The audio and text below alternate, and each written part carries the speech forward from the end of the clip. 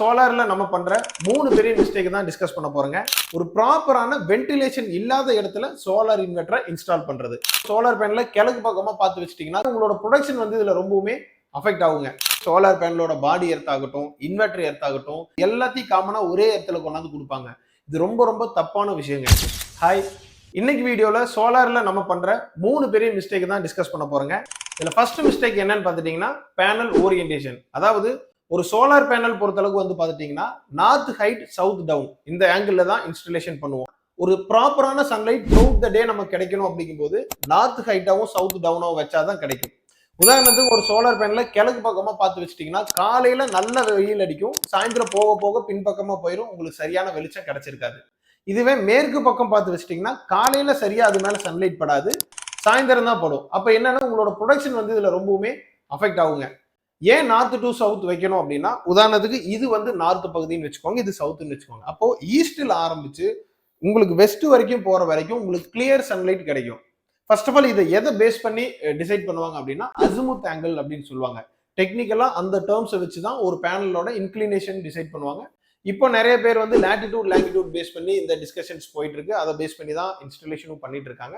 So சரியான method அப்படின்றது azimuth angle வச்சு பண்றது. இது ப்ராபப்ளி நம்மளோட லேட்டரல் ஆங்கிளுக்கு ஈக்குவலா வர்றதுனால மோஸ்ட்லி அதையே சரியா எடுத்துக்குவாங்க. ரெண்டாவது மிஸ்டேக் வந்து பாத்துட்டீங்கன்னா ஒரு ப்ராப்பரான வென்டிலேஷன் இல்லாத இடத்துல சோலார் இன்வெர்ட்டரை இன்ஸ்டால் பண்றது. உதாரணத்துக்கு மாடிக்கு படிக்க அடியில வைக்கிறது, இல்ல மேல ஒரு லாஃப்ட் இருக்குன்னா அதுக்குள்ள வைக்கிறது. இதெல்லாம் என்ன பண்ணும் அப்படின்னா ஃபியூச்சர்ல உங்க சோலார் பேனலோட இன்வெர்டர் இருக்கு இல்லைங்களா, அந்த இன்வெர்டரோட பெர்ஃபார்மன்ஸை வந்து இது குறைக்க ஆரம்பிச்சிடும். ஏன்னா சோலார் இன்வெர்டர்ல இருந்து உங்களுக்கு ஹீட் சிங்க் மூலமா வெளியே வரும்.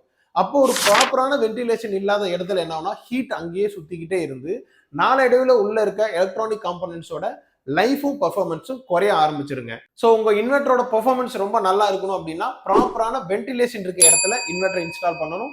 எக்காரணத்தை கொண்டும் மழையோ வெயிலோ டைரக்டா இது மேல படுற மாதிரி நீங்க வைக்க கூடாது. நிறைய பேர் கேட்கிற கேள்வி, சார் இது IP65 67 இந்த மாதிரியான ரேட்டிங்ஸ்ல கொடுக்குறீங்க, ஸோ மழை வெயில் பட்டா என்ன அப்படின்னு கேட்கறாங்க. ஸோ ஒரு இன்வெர்டர் மேல டைரக்டா வெயில் படும்போது பார்த்துட்டீங்கன்னா இன்வெர்டர் சூரிய வெப்பத்தால ஹீட் ஆக ஆரம்பிச்சிடும். நார்மலா ஒரு இன்வெர்டர் எப்போ ஹீட் ஆகும்னு பார்த்துட்டீங்கன்னா பீக் ஹவர்ஸ்ல நல்ல பெர்ஃபார்மன்ஸ் வரும்போது பார்த்துட்டீங்கன்னா அதுல இருந்து ஹீட் வர ஆரம்பிச்சிடும். ஆனா காலை நேரத்துல இன்வெர்டர் ஒரு லோ ஸ்டார்ட் அப் வோல்டேஜ்ல ஆன் ஆகி ரன் ஆகும் போதே சன்லைட் மூலமா படுற வெயில இருந்து இது ஹீட் ஆக ஆரம்பிச்சதுன்னா த்ரூ அவுட் த டே இதோட பெர்ஃபார்மன்ஸ் ரொம்ப புவரா இருக்கும்.